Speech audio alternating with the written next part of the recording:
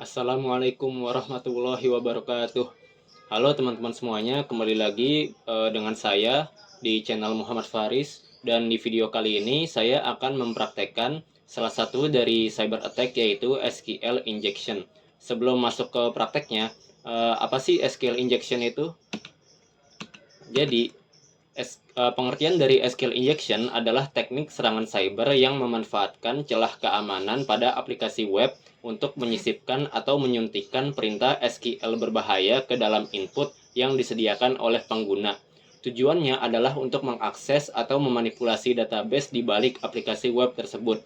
Jadi pada intinya SQL injection bertujuan supaya seseorang hacker itu bisa mengakses aplikasi web dan memanipulasi database yang ada di dalamnya. Oke, sekarang kita akan mempraktekkan SQL injection. Jadi di sini saya punya satu aplikasi web yang database-nya adalah MySQL dan bahasa pemrogramannya adalah PHP. Ini dia namanya. Kita buka codingannya di Visual Studio, dan ini dia. Di sini login setting ini ada user itu diambil mengambil nilai username dari form yang ada di form login ya. Dan ini password juga mengambil password yang ada di form login. Kita buka dulu database-nya. Kita nyalakan SAMPP-nya terlebih dahulu.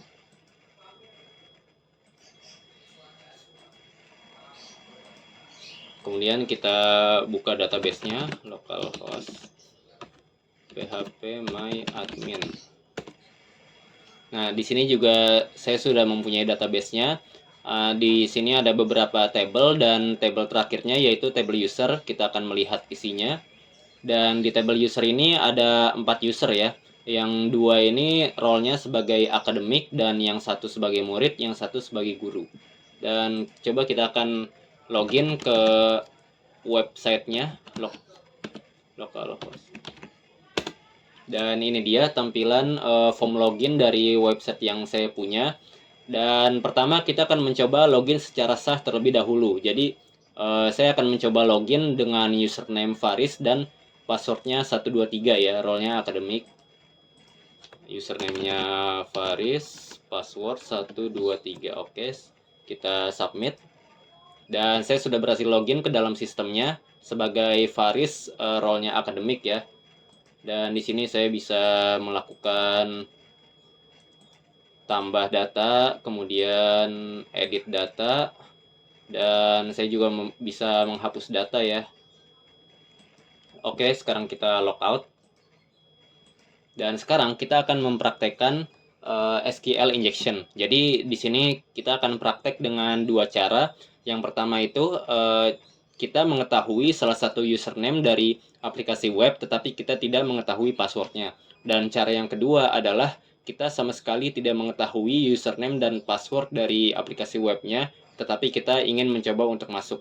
Dan untuk saat ini kita coba cara yang pertama. Kita akan masuk dengan mengetahui username tetapi tidak dengan passwordnya.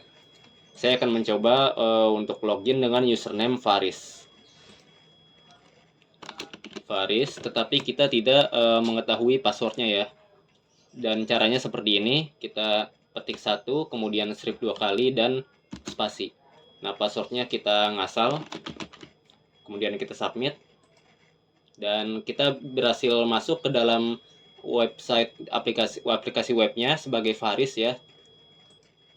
Dan kita juga bisa melakukan edit, hapus, dan tambah data. Kemudian kita logout. Dan mengapa caranya harus seperti ini? Username, kemudian ketik 1, strip 2 kali, dan ini. Nah, tanda strip 2 kali ini di dalam MySQL itu adalah komen. Jadi apapun yang ada setelah tanda strip 2 ini, maka akan dianggap sebagai komen. Seperti di sini, jika PHP itu untuk menandakan suatu komen dia pakai slash 2 kali. Jadi apapun yang ada setelah slash 2 kali seperti ini, maka akan dianggap komen, bukan dianggap sebagai query. Sama dengan di sini MySQL, bedanya hanya dia menggunakan tanda strip 2 kali.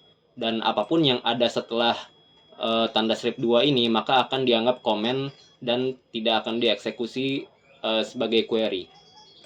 Oke.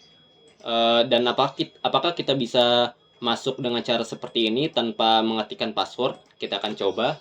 Ini saya username-nya Faris dan saya tidak mengetikkan password sama sekali. Kita submit dan ternyata bisa.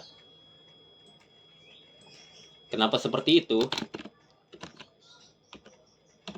Karena apapun yang setelah tanda strip ini akan dianggap komen, sehingga mengetikkan password itu seperti komen. Jadi tidak perlu mengetikkan password. Dengan cara seperti ini juga sudah bisa masuk ke dalam sistem. Dan kita akan mencoba cara kedua, yaitu kita tidak mengetahui sama sekali username dan password, tapi kita akan mencoba untuk masuk dengan menggunakan logika OR. Jadi seperti ini, saya akan mengetikkan username ngasal aja, ABC, kemudian seperti ini. Kita pakai logika OR, 1 sama dengan 1, kemudian strip 2 kali, dan spasi. Jadi logika OR dalam MySQL adalah ada dua kondisi, di mana jika salah satu kondisi benar, maka kedua kondisi tersebut akan dianggap benar. Nah, di sini user ABC sudah jelas kondisi yang salah, karena di database-nya itu tidak ada username bernama ABC. Nah, tetapi 1 sama dengan 1 itu adalah kondisi yang benar. Sehingga jika kondisi yang ini salah tetapi kondisi yang ini benar, maka hasilnya adalah benar. Dan kita akan mencobanya. Passwordnya juga ngasal, tidak apa-apa, dan kita akan submit. Dan kita berhasil memasuki aplikasi web tersebut, tetapi untuk usernya itu random ya, karena kita tidak mengetikkan username secara spesifik. Tadi kan kita mengetikkan username Faris, kita masuk sebagai Faris, tetapi karena kita tidak mengetikkan username, sehingga kita masuknya sebagai random ya, sebagai Pak Fadil. Kemudian kita logout.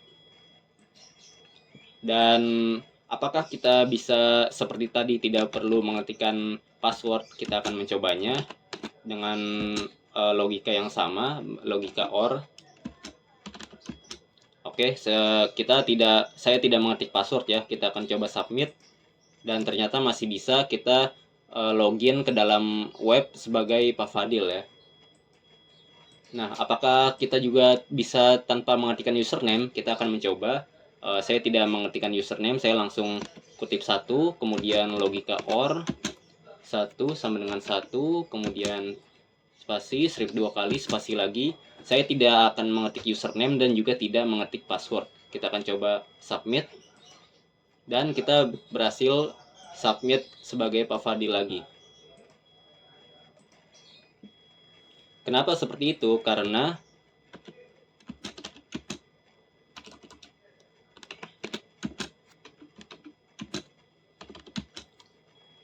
logika OR ini yang jika kondisi salah satunya benar, maka itu akan dianggap benar. Jadi walaupun kita tidak mengetikkan username, itu jelas kondisi yang salah. Tetapi ada di sini 1 sama dengan 1 adalah kondisi yang benar. Sehingga walaupun tidak mengetikkan username, maka kondisi seperti ini dianggap benar karena kita menggunakan logika OR, di mana salah satu benar maka akan dianggap benar.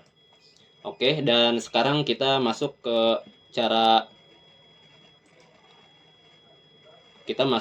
pengamanannya. Kita akan menggunakan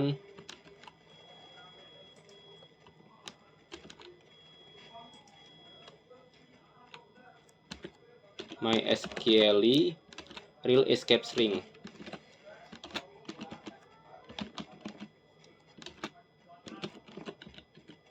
Kemudian ininya DB. Kemudian kita copy saja.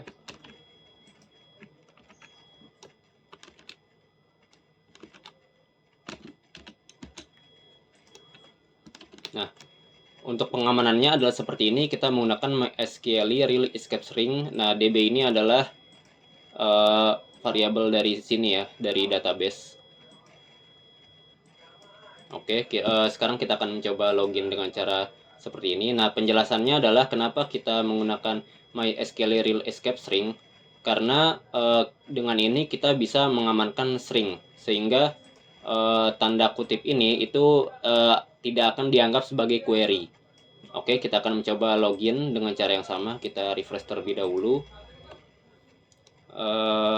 Username-nya ngasal, kemudian pakai logika OR 1 sama dengan 1 2 kali. Oke, kita akan mencoba, oh ya passwordnya ini ngasal. Kita akan mencoba submit dan sudah tidak bisa ya, sudah aman. Jadi username atau password salah atau tidak terdaftar, sehingga websitenya tersebut tidak bisa lagi di SQL di hack menggunakan SQL injection ya. Dan sekian untuk praktek SQL injection dari saya, dan sampai jumpa di video berikutnya.